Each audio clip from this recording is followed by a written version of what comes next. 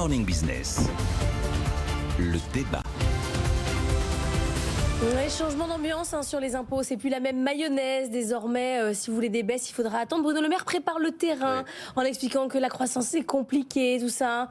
Son message, c'est, il s'entend d'ailleurs, à l'impossible, nul n'est tenu. J'ai pas vraiment le contexte prévu. J'ai pas exactement les mêmes moyens, les mêmes marges de manœuvre pour aller au même rythme que prévu sur les baisses d'impôts.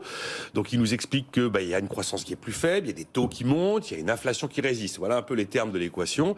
Et donc on comprend, sans que ce soit totalement exprimé aujourd'hui, que les fameux 4 milliards de baisses de CVAE, l'impôt de production, qui ont été décalés de 2023 à 2024, seront peut-être décalés de 2024 à 2025.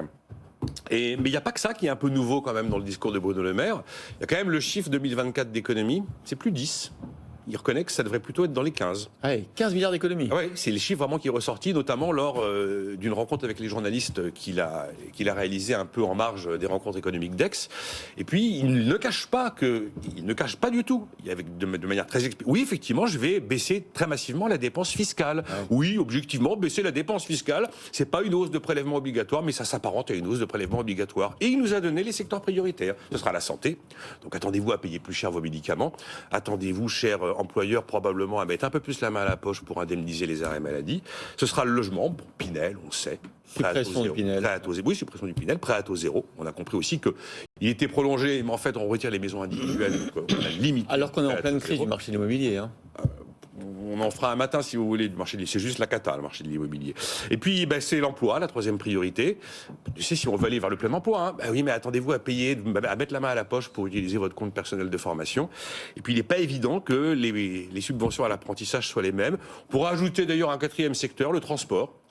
C'est clair, la niche fiscale pour le gazole routier et non routier va progressivement disparaître. Ça c'est bien, c'est le verdissement de la fiscalité. Oui, bien sûr. Oui, à part que faut expliquer quand même à ceux qui avaient l'habitude d'avoir une belle niche fiscale sur le gazole qu'ils l'auront de moins en moins. Et d'ailleurs, il nous a raconté qu'il était déjà en discussion avec les agriculteurs, avec le BTP, enfin avec tous les secteurs qui profitent de ça, pour leur expliquer ce qui va se passer, quelles sont les compensations. Mais il n'a pas voulu s'étendre sur la teneur de ces discussions, considérant que c'était mieux de les faire un petit peu discrètement, ces discussions avec toutes les professions qui sont concernées. Il y a un autre chiffre nouveau, c'est le taux d'emploi à horizon 2027. Alors c'est l'alpha et l'oméga, le sésame du rebond de l'économie française, c'est clairement ce qu'il nous dit.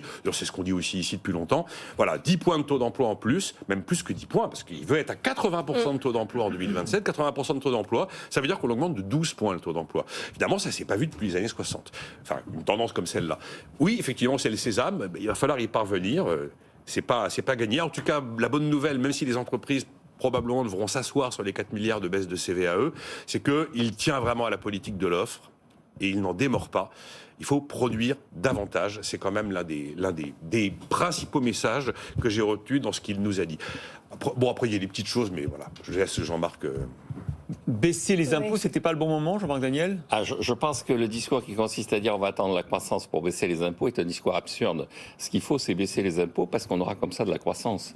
Je vais vous faire une citation. Voilà, une petite citation. Allons-y. D'abord en français. C'est pas du latin, le lundi ? Oui, ce sera le latin à la fin. Citation du début, c'est en français. Alors c'est trop d'impôts, pas d'impôts. On asphyxie l'économie, on limite la production, on limite les énergies et je veux absolument, tout le temps où j'aurai cette responsabilité, revenir à des chiffres plus raisonnables. Qu'on amorce la décrue, qu'on renverse la vapeur.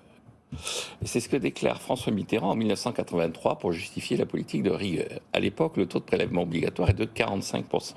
Je renvoie d'ailleurs les auditeurs téléspectateurs à l'ensemble du raisonnement de François Mitterrand, qui à l'époque est supposé être le ralliement des socialistes au néolibéralisme de Thatcher et de Reagan, et où il explique effectivement que trop d'impôts finit par tuer l'impôt, que les entreprises ont besoin pour essayer de se développer, pour réussir à se développer, d'avoir la conviction qu'on ne va pas systématiquement s'emparer de ce qu'elles produisent au travers de l'impôt. D'ailleurs, c'est le gouvernement à l'époque qui amorce la baisse de l'impôt sur les sociétés.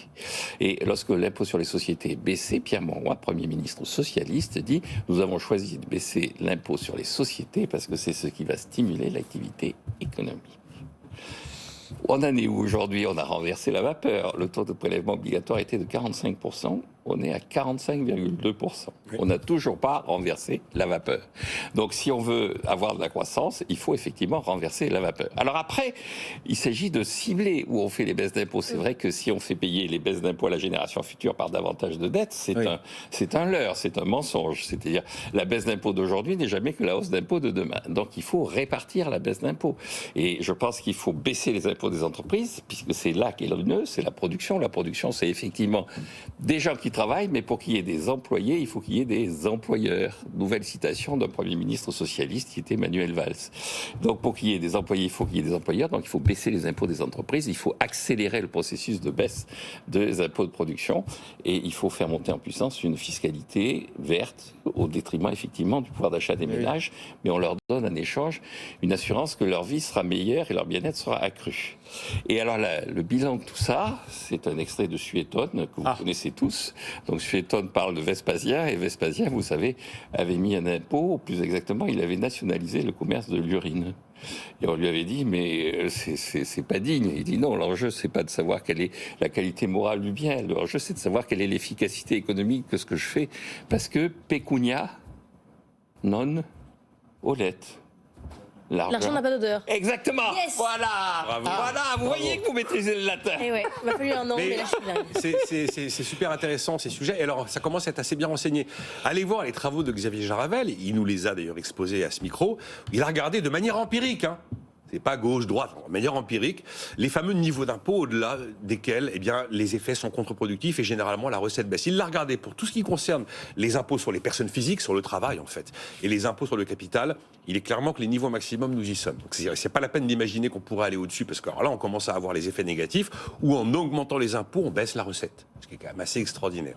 Bon, mais la réalité, c'est qu'effectivement, les 4 milliards de CVAE pour 2023... On ne parle pas encore d'augmenter les impôts. On n'est pas là, on parle d'arrêter les baisses. Il a fait un petit lapsus assez marrant. Il a dit il n'y aura pas de hausse d'impôts pour les ménages. Alors là, un journaliste lui dit mais c'est la première fois que vous dites pour les ménages. Oui, non. Enfin, je veux dire pas de hausse d'impôts. Le véritable problème, c'est qu'il n'y aura pas de baisse d'impôts pour les entreprises, alors que c'est ça qu'il faut. Oui, mais une baisse de dépenses fiscales, ça. Une baisse des dépenses fiscales, ça a une odeur. C'est une odeur d'une hausse d'impôts. Ça s'appelle une hausse d'impôt. C'est de l'argent qui a une odeur. Merci à tous les deux.